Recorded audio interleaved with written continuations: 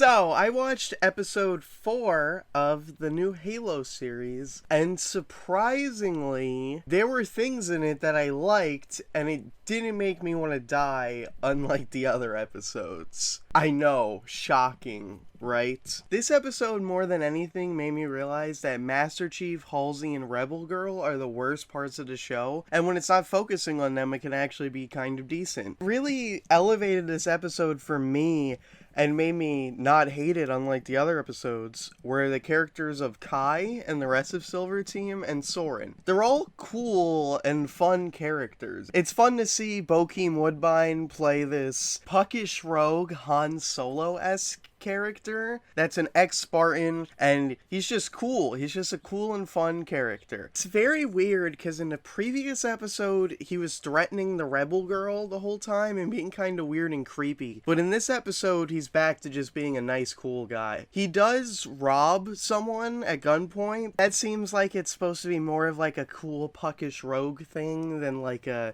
villain thing. Character of Kai, a member of Silver Team, gets a lot of focus in this episode, and I think that the actress playing her, Kate Kennedy, does a very good job, and it's a fun character and performance. One thing I didn't like was after she cuts out her anti-emotions chip, she gives herself red streaks in her hair, which is just so fucking stupid. Number one, it's just a dumb way to show that the character has made a personality change by giving them streaks in their hair like they're an angsty teenager. And two, she knows that she's not supposed to have removed her emotions chip, so doing something highly abnormal would draw attention to herself, and it's just stupid from the character. Anyway, the three plot lines of this episode follow Master Chief, Kai and Silver Team, and Sorin and Rebel Girl. Let's start with Master Chief. Master Chief's plotline is he's on the planet he was born on. He digs a hole, finds his old drawings of the Forerunner artifact from when he was a kid. He goes in his old house, and Cortana does the thing that Batman has in Arkham City, where it's like reconstructing the environment. And we find out that Master Chief now has the ability to have flashbacks without touching the flashback triangle. This isn't just like, oh, he's getting like a memory flash. He's like looking around and interacting like with the flashbacks, like he's still using the Batman Arkham City Cortana thing, when it's just like an ability he has from the Forerunner artifact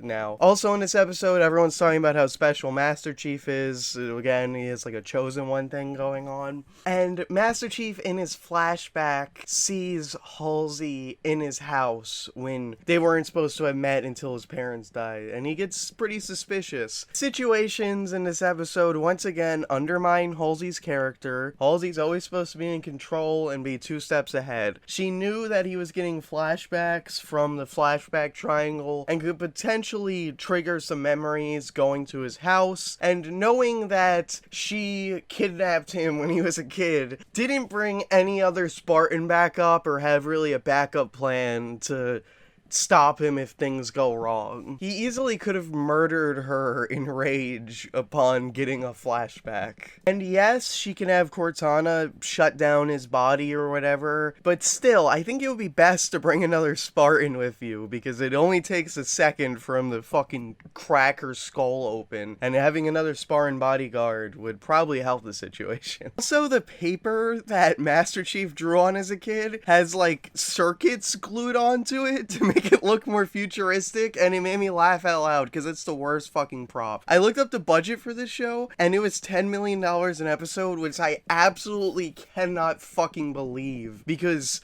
this show looks terrible effects-wise, and the sets are really bad often. It is crazy to me that this had a similar budget to The Mandalorian. I don't know what they fucking spent it on. Next episode is Sorin and Rebel Girl on Rebel Girl's home planet, Madrigal, trying to find people that were loyal to her father to try to restart the resistance. Rebel Girl is probably the worst character in the show. She's incredibly annoying. She should not have been in the show past the first episode. She's just a fucking terrible character. Sorin, on the other hand, is really cool, and like I said earlier, it's fun to see him going around. This episode is basically just them walking around and talking. We get a cool little bit of action where he fights some guys with a knife and then shoots an assassin. We get to see more of the governor, and when I say more of the governor, governor, I mean we get a shot of his ass, because literally, like, every character in this fucking show has a shot of them from behind naked where we see their ass. The director of this show has some fucking explaining to do because it's weird.